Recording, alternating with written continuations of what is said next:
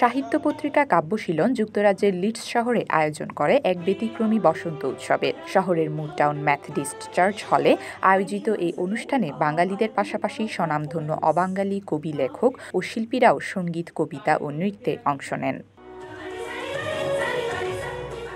কাব্যশীলনের নির্বাহী সম্পাদক কবি সৈয়দ আনোয়ার রেজা বলেন, এই অভূতপূর্ব অনুষ্ঠানকে ঘিরে লিডস ও এর আশেপাশের শহরের শিল্প পিপাসু দর্শকদের মাঝে বিপুল কৌতূহল ও উদ্দীপনা লক্ষ্য করি। ব্রিটেনে অবাঙালি মানুষদের মাঝেও স্প্রিং সেলিব্রেশনের রেওয়াজ রয়েছে, ফলে এতে বাঙালিদের পাশাপাশি বিপুল সংখ্যক অবাঙালিও যুক্ত হন।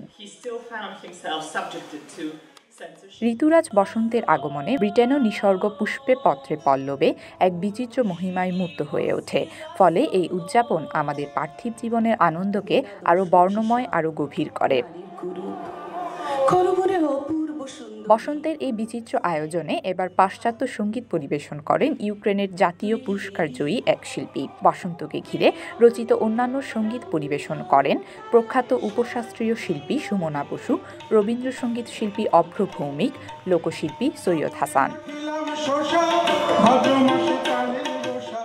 আজকের দিনে এই ধরনের চর্চার কতটা প্রয়োজন, শুধু মনের সাবলীলতা যে বাড়ে তাই নয়, মনের যে আনন্দ, আবেগ, সেগুলোও প্রস্ফুটিত হয়। এত সুনির্দিষ্টভাবে এত প্রাসঙ্গিক প্রোগ্রাম, এবং যেখানে আমাদের বাংলা যে সংস্কৃতিটাকে তুলে ধরা পাশ্চাত্য সংস্কৃতির পাশাপাশি অসাধারণ ছিল। আমরা জয় অফ লাইফকে সবসময় ইগনোর করে যাই, এই জীবনের আনন্দটা নিয়ে তারা বাড়ি ফিরবে। এত সুন্দর করে শিখছে, এত সুন্দর করে তারা যোগদান করেছে আমাদের কালচার, আমাদের সংস্কৃতি, এবং বিশেষ করে বসন্তের আনন্দকে সকলে এত সুন্দর করে উদযাপন করেছে, তা মনে রাখার মতো।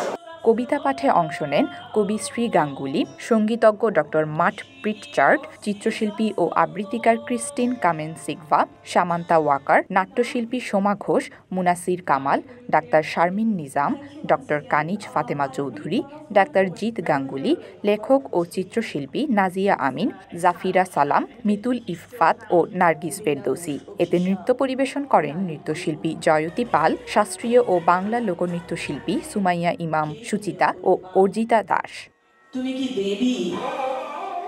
Desk report, CTG news, Chittagong.